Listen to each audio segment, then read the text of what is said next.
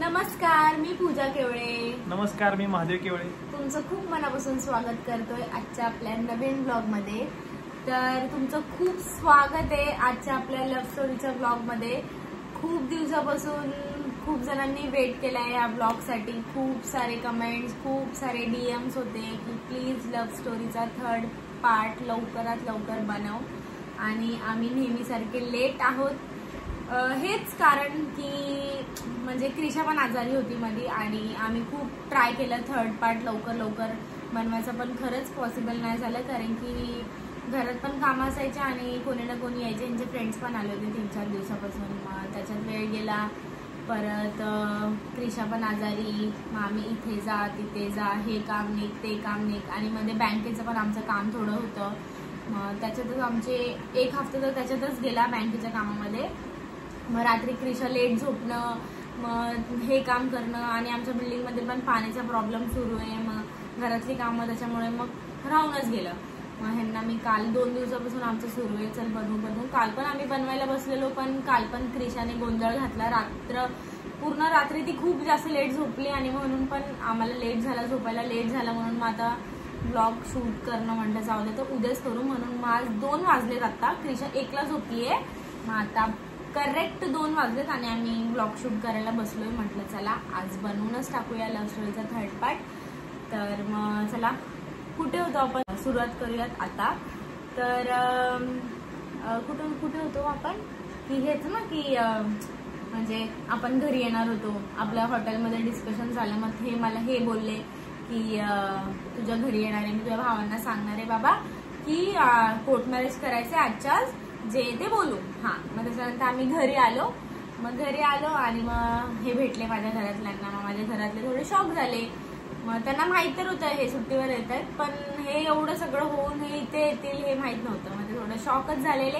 मग त्याच्यानंतर भेटणं वगैरे झालं, चहा पाणी वगैरे सर्व झालं. मग आम्ही बोलणं करायला स्टार्ट केलं.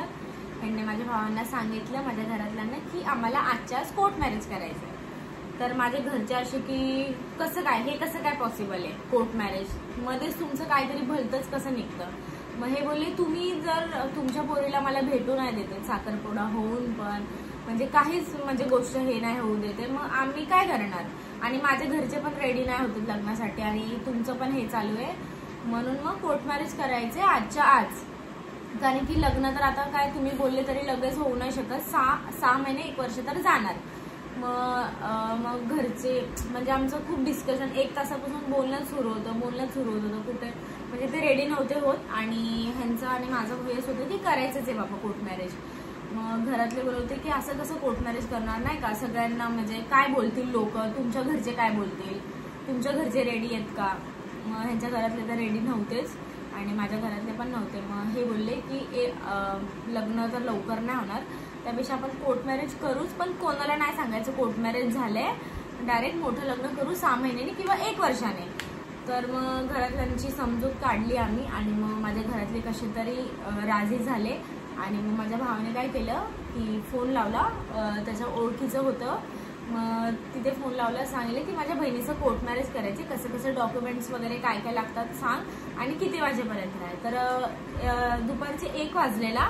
मग सर्व माझ्या भावाने विचारलं वगैरे आणि आम्ही बँड्राला झालं आमचं कोर्ट मॅरेज.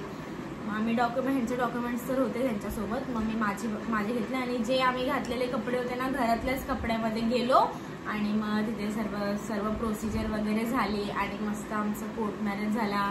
आणि दोघे पण थोडं नर्वस पण होतो आणि खूप हॅप्पी पण होतो. नर्वस हेच होतो की आमचे खूप सारे ड्रीम्स होते, म्हणजे असं स्वप्न होतं की छान अशी आमची हळद होणार, लग्न होणार, म्हणजे आमचा साखरपुडा झाला, सर्व एकदम भारी झालं, पण लग्नच नाही झालं. असं म्हणजे अनएक्सपेक्टेड होतं की म्हणजे असं नाही काय एवढे सर्व सीन क्रिएट होतील आणि मग असं लग्न होईल आमचं. आणि तरी पण आमचे होप होते की तरी पण एक होतं मनामध्ये की नाही बाबा चल कोर्ट मॅरेज झाले, आम्ही कोणाला नाही सांगणार आहे, मोठं लग्न होणार आहे आमचं. हां, असं होतं. फक्त घरातले म्हणजे घरातले एवढे त्रास देत आहेत म्हणून हा कोर्ट मॅरेज म्हणजे फिक्स आहे आमचं, म्हणून हे करावं लागत होतं आम्हाला. नंतर मग आम्ही तिकडे पोचलो आणि सर्व प्रोसिजर वगैरे झाली आणि मस्त मग आमचं फायनली कोर्ट मॅरेज झालं. नंतर मग राम मंदिरमध्ये गेलो आणि जे असं फेरे वगैरे घेतात ना, मंगळसूत्र वगैरे घालतात. आम्ही मंगळसूत्र वगैरे पण नव्हतं काय घेतलं, तिकडूनच नकली घेतलं होतं 100 रुपयाला. 100 रुपयाला घेतलं होतं आणि मग तेच घातलं. तरी पण मी त्या 100 रुपयाच्या मंगळसूत्रामध्ये हॅप्पी होती, कारण की मला ते तसं पण घालायचं नव्हतं. पण मी ते माझ्याकडेच ठेवलं होतं तसंच जपून माझ्या बॅगमध्ये. तेवढ्या पुरतं तिकडे घातलं होतं, कारण की आम्हाला कोणाला रिव्हील नव्हतं करायचं होतं की आमचं कोर्ट मॅरेज झाले बाबा, लग्न झालंय आमचं. मग त्याच्यानंतर मग लग्न वगैरे झालं आणि मग आम्ही घरी निघालो आणि मग ह्यांचं तोंड एवढंच झालं होतं. हॅप्पी तर होतं, आम्ही दोघं पण हॅप्पी होतो, पण ह्यांना म्हणजे थोडंसं कसं तरी वाटत होतं की त्यांनी त्यांच्या घरातल्यांना नव्हतं सांगितलं म्हणून त्यांना असं थोडं वाईट वाटत होतं. आणि मी पण खुश होती पण नर्वस पण खूप होती आणि इतका मोठा डिसिजन घेतला आणि फायनली आमचं लग्न झालंय बाबा. ते पण एकदम म्हणजे एकदम वेगळं फिलिंग होती, एकदम खूप जास्त वेगळी फिलिंग होती. आणि म्हणजे घरातले पण खूप हे होते, टेन्शनमध्ये होते, चला बाबा फायनली लग्न झालं मुलीचं. पण असं होईल कारण ते म्हणजे त्यांना हे नव्हतं होत, पण काय आता झालंय. त्यांचं थोडं टेन्शन पण कमी झालं होतं की फायनली बाबा आता हे म्हणजे. मग नंतर मग आम्ही घरी आलो आणि मग आम्हाला दुसऱ्या दिवशी लगेच गावाला निघायचं होतं. आणि ह्यांची मम्मी तर खूप जास्त चिडली होती, कारण की त्यांना माहिती आहे की ते निघालेले तिकडून, त्यांना माहिती होते सुट्टीवरती येत आहेत. म्हणजे एक दिवस एवढा का लेट झाला बाबा, तर ह्यांनी सांगून दिलं होतं की मी इथे चाललोय, पूजाला घेऊन येतोय. मग नंतर ह्यांची मम्मी खूप जास्त चिडली होती. मग नंतर आम्ही गावाला जायला निघालो. माझ्या घरातल्यांना बोललो की आता आम्ही जातो. माझ्या घरातल्यांनी पण खुशीने जाऊन दिलं, काय बोलले नाही. मग नंतर आम्ही गावाला गेलो. मग नंतर काय झालं तुमचं सांगा तिकडे नंतर मग आम्ही मोहळला गेलो आणि नंतर गावाला पोहोचलो तर बघतो काय ह्यांची मम्मी तिकडे नव्हती. त्या रुसून ह्यांच्यावरती पुण्याला आलेल्या त्यांच्या फ्रेंडकडे. आणि मग आम्ही म्हटलं आता मला आईला मनवायला जावं लागेल. एक काम करू, आपण दोघे पण पुण्याला येऊ आणि आपल्या फ्लॅटचं किती म्हणजे कसं काय झालंय, म्हणजे कुठपर्यंत काम आलंय ते पण बघून होईल. म्हटलं ठीक आहे. मग कारण की यांची मम्मी यांचा फोन रिसिव्हच करत नव्हत्या. मग फक्त माहित होतं की ते त्यांच्या फ्रेंडकडे गेल्यात. मग आम्ही तिकडून लगेच आलो, म्हणजे त्यांच्याकडे आलो. आणि मग ह्यांच्या मम्मीचे थोडे भांडणं सुरू झाले तिकडे. मग हे मला बोलले पूजा तू, माझे मामा पुण्यातच असतात. मग मी त्यांच्याकडे गेले. हे बोलले मी आईला समजवतो, तू एक काम कर, तू तुझ्या मामाकडे थांब थोड्या वेळ, मी आईची समजूत काढतो, तोपर्यंत तिकडेच थांब. मग ह्यांनी मला तिकडे सोडलं आणि यांच्या आईला मनवत होते. पण ह्यांची आई काय म्हणजे मानायला रेडीच नव्हती. आणि मग ह्यांनी सांगून दिलं त्यांना की आई ह्यांची मम्मीचं असं होतं की तू एकतर तिला चॉईस कर, नाही तर मला तरी हे कर, कारण की लग्न तर नाही करायचे. कारण की त्यांचा खूप जास्त राग हे झाला होता, कारण की आमच्या दोन्ही फॅमिलीमध्ये खूप क्लॅश झाले होते, खूप सारे भांडण झाले होते. म्हणजे लग्न मोडायचंच आहे, नाहीच करायचं आता, हे तर डिसाइडेड होतं. मग हे बोलले की आई असं झालंय, कोर्ट मॅरेज केले आता मी. मग तरी पण ह्यांचं आणि ह्यांच्या आईचे खूप जास्त भांडण झालं. हे जेव्हा त्यांनी ऐकलं ना की कोर्ट मॅरेज केले ह्यांनी, तेव्हा तर त्यांचा खूप जास्त राग हे झाला. मग नंतर तरी पण मग त्या ह्यांच्यासोबत बोलत नव्हत्या आणि त्या ह्यांना बोलल्या की नाही तरी पण तू एकतर तिला चॉईस कर, नाही तर मला चॉईस कर, बघ तुला काय करायचंय. मग ह्यांचं असं होतं की आता मी हिला तर नाही सोडू शकत. मग नंतर हे त्यांच्या आईला बोलले आई तुला यायचंय गावाला, मी गावाला पूजाला घेऊन चाललोय, तुला यायचंय तर तू सोबत चल, नाहीतर मी पूजाला तर काय सोडू शकत नाही आता, कारण की कोर्ट मॅरेज केले, मी तिला कसं सोडणार. मग त्या बोलल्या ठीक आहे. मग नंतर आम्ही गावाला दोघे निघून गेलो.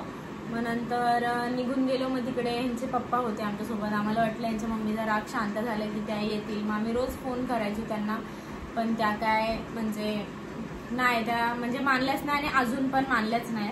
खरं बोलायला गेलं तर सर्व आम्हाला हे क्वेश्चन करतात की तुझी सासू म्हणजे तुझे सासू सासरे कुठे, तर सासरे माझे गावी असतात आणि माझी सासू आमच्यासोबत बोलत नाही अजून पण.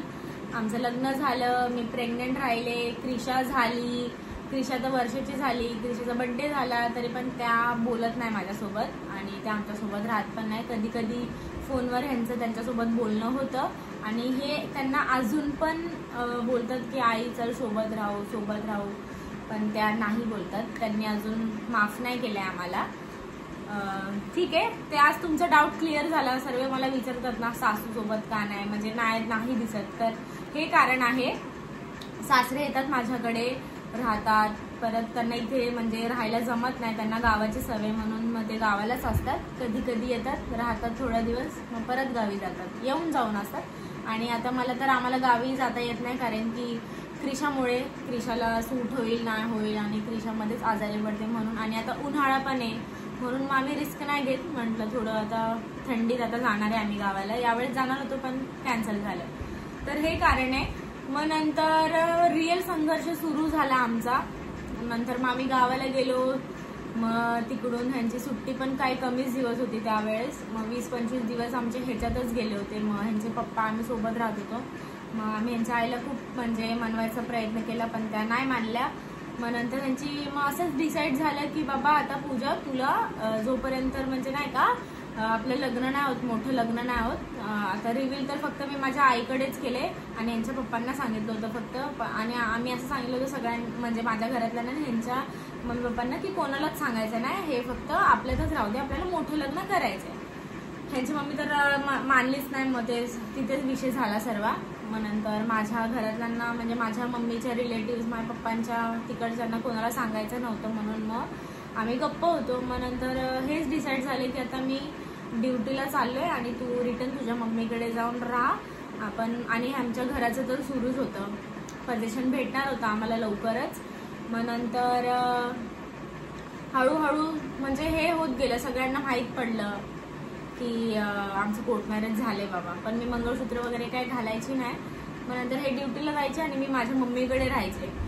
लग्न म्हणजे कोर्ट मॅरेज झालं होतं तरी पण मी माझ्या मम्मीकडे राहायचे आणि यांची मम्मी तर माझ्याशी काही बोलायची नाही. मग नंतर हेच, मग नंतर आमचं घर पोझिशन भेटलं आपल्याला ना, पोझिशन भेटलं मग आपण गेलो तिथं राहायला. हा, मग 1 ते 1.5 वर्षानंतर आमचं पोझिशन भेटलं आम्हाला आमच्या घराचं. आणि मग आम्ही मस्त आमच्या घरी गेलो राहायला फर्स्ट टाइम. आणि तुम्ही बिलीव्ह नाही करणार की आमच्याकडे ना तेव्हा एक साधा फॅन पण नव्हता आणि फॅन काही चम्मच पण नव्हता. हा तेच, चम्मच, एक स्पून पण नव्हता, एक वाटी पण नव्हती, म्हणजे काहीच नव्हतं. आम्हाला झोपायला आम्ही गादी पण घेतली नव्हती, आम्ही फक्त चटईवर झोपायचो ना. चटई आणि एक बेडशीट, एक चटई, एक बेडशीट, एक ब्लँकेट, एक फॅन. हॉलमध्ये पण फॅन नव्हता. 2 वाटी, 2 चम्मच, 2 प्लेट. आम्ही हर एक सुट्टीला असे थोडे छोटे असे म्हणजे ज्या गरजेच्या गोष्टी असायच्या ना त्या घ्यायचो. आणि पण कसं घेतलं होतं सगळं सामान? ते गोल्ड ठेवून ना आम्ही सोनं ठेवलं होतं. आणि माझं लग्न कोर्ट मॅरेज झालं आणि 1 ते 1.5 वर्ष माझ्या गळ्यात काहीच नव्हतं गोल्ड, म्हणजे सोनं मंगळसूत्र नव्हतं माझ्याकडे. आणि नंतर मग म्हणजे हळूहळू सर्वांना समजायला लागलं की कोर्ट मॅरेज झाले, अर्ध्या लोकांना समजलंच होतं. आणि मग ह्यांची मम्मी पण काय मानली नाही म्हणून मग लग्नाचा विषय तिथेच क्लोज झाला आमचा. आम्हाला माहित होतं की आमचं आता मोठं लग्न काय होणार नाही आणि पोझिशन पण भेटलं. आणि मग माझ्या घरातले पण माझ्यावरती सॅड झाले होते की हे सगळं उलटं झालं बाबा, सर्व उलटं झालं. म्हणून मग आम्ही पण होप सोडून दिली की आता मोठं लग्न नाही होणार, जाऊ दे पण रिव्हील करून टाकूया. मग नंतर मग मी मंगळसूत्र घालायला लागले. 100 रुपीजचं ते ट्रेनमध्ये भेटायचं, मग मी तेच घालायचे. आणि आमची तेव्हा एवढी परिस्थिती पण नव्हती की सोनं करू, कारण की ह्यांचं पण म्हणजे आम्ही एवढं घर घेतलं होतं, डाऊन पेमेंट केलं होतं 4-5 लाख रुपये, म्हणून मग आमचं ते एवढं हे नव्हतं. आणि नंतर मग तेच आम्ही आमचा संसार कसा उभा केला. गोल्ड ठेवलं होतं. कोणाचं गोल्ड ठेवलं होतं ते मी सांगायला सांगू? मग काय तुमच्या आईचं ठेवलं होतं ना? हां, माझ्या मम्मीचं गोल्ड ठेवलं होतं. माझ्या मम्मीने खूप जास्त सपोर्ट केला. मी तुम्हाला लास्ट ब्लॉगमध्ये पण सांगितलं की मम्मीने माझा सपोर्ट केला. माझ्या मम्मीने गोल्ड दिलं तेव्हा ते आम्ही 72,000ला ठेवलं होतं. आणि आमचं काहीतरी मेंटेनन्स ते काहीतरी असतं ना ते 40,000 आम्हाला भरायचे होते. हा, फर्स्ट टाइम मेंटेनन्स असतं ना. हा, जेव्हा आपण नवीन घर घेतो तेव्हा काहीतरी असतं भरायचं, ते भरायचं होतं आम्हाला. आणि मग बाकीचं आम्ही डीमार्ट मध्ये मग मी आणि माझी मम्मीच गेलेलो. हे सुट्टीवरती नव्हते आले तेव्हा, कारण की हे येणार होते त्याच्या अगोदर. मग मी मम्मीला घेऊन आणि माझी बेस्ट फ्रेंड शरण्या, मी तिला घेऊन गेलेले दुसऱ्या सुट्टीला. हा, दुसऱ्या सुट्टीला तुम्ही आले. मी पहिल्या सुट्टीला तर आपण असंच राहिलो होतो. असंच ते मोहळचं सांगते ना मी. तुम्ही ड्युटीला गेलेले पुण्याला ना, ते पहिल्या सुट्टीला आपण असंच राहिलो होतो, चटईवर सामान वगैरे. हा, ते बरोबर. नंतर एक बेडशीट, एक चटई घेतली होती, एक फॅन घेतला. सेकंड सुट्टीचं सांगते हो. सेकंड सुट्टीलाच ना.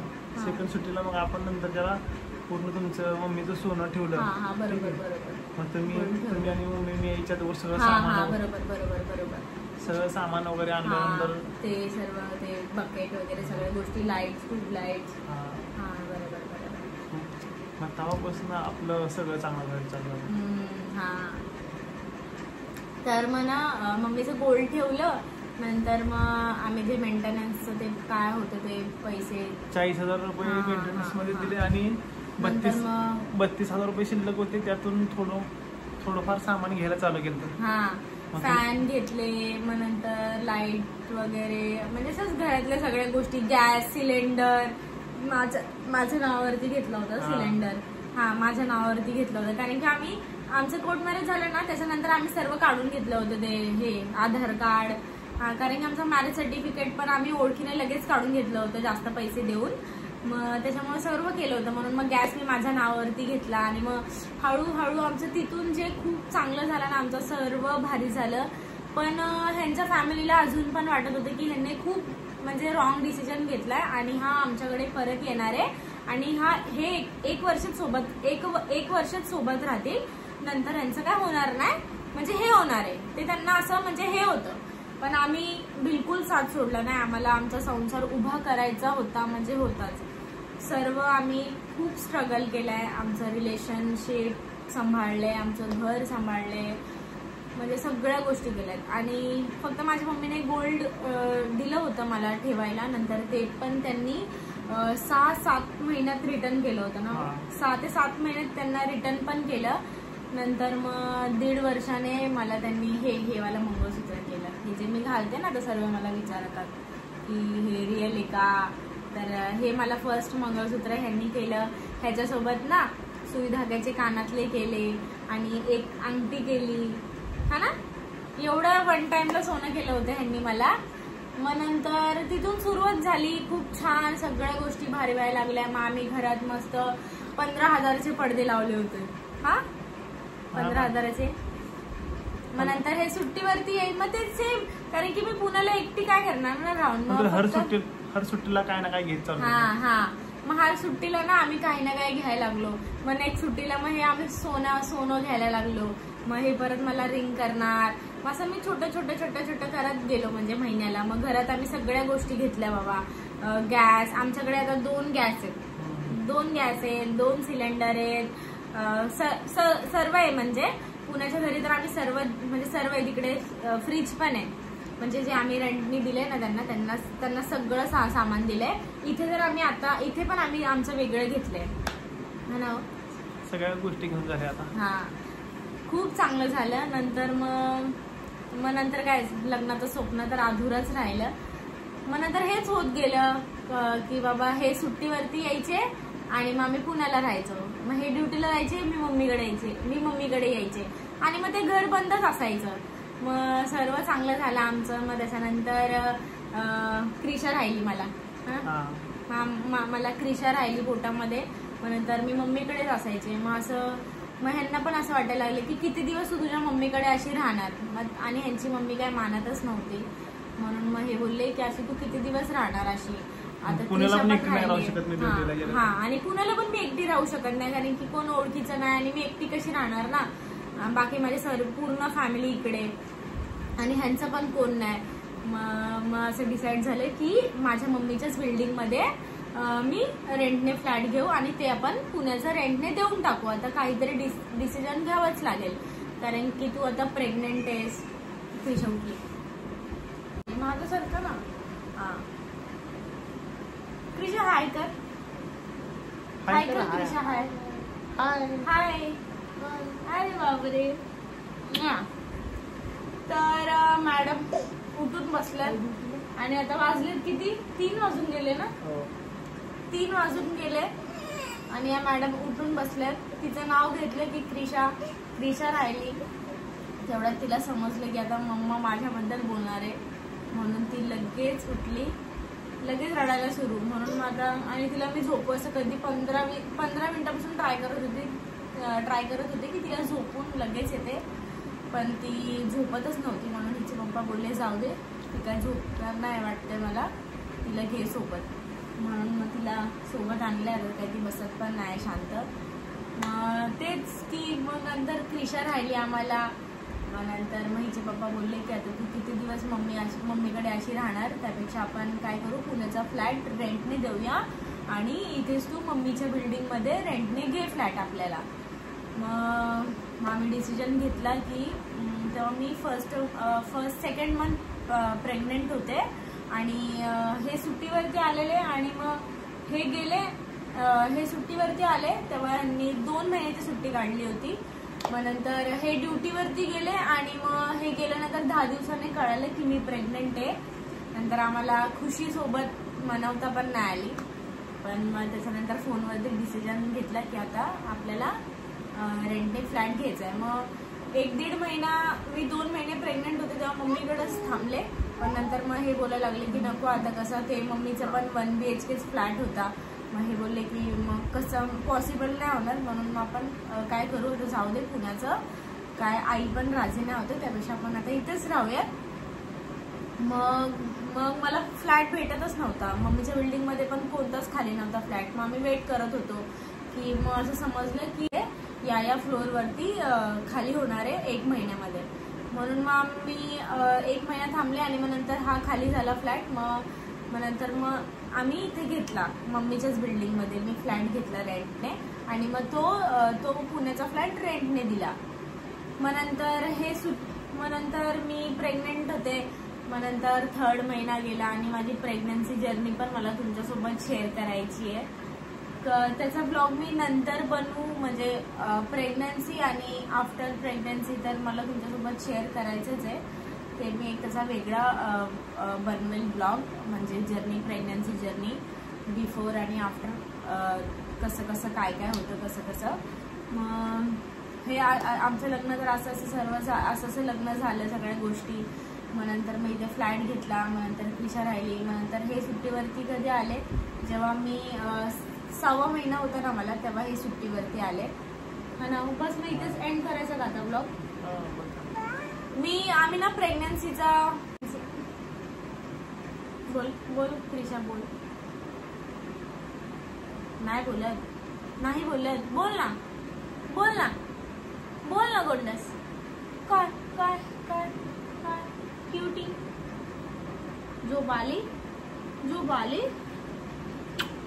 बघू आता परत तिला ट्राय करते झोपवायचं. तर मग एंड करूया का सांगायचं.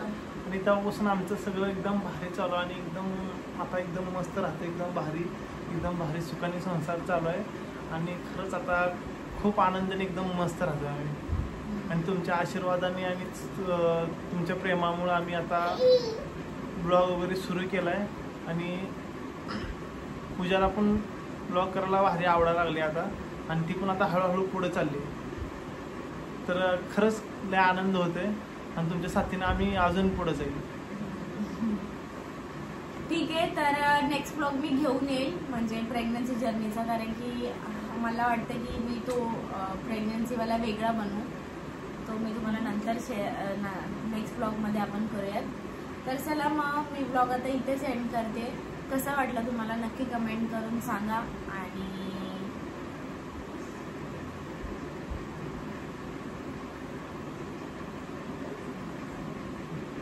बस आम्ही काय सांगणार. तर चला पुन्हा भेटूया नेक्स्ट ब्लॉग मध्ये. तोपर्यंत बाय बाय, गुड नाईट. किती गुड नाईट कर, गुड नाईट कर सगळ्यांना. Good night bye bye.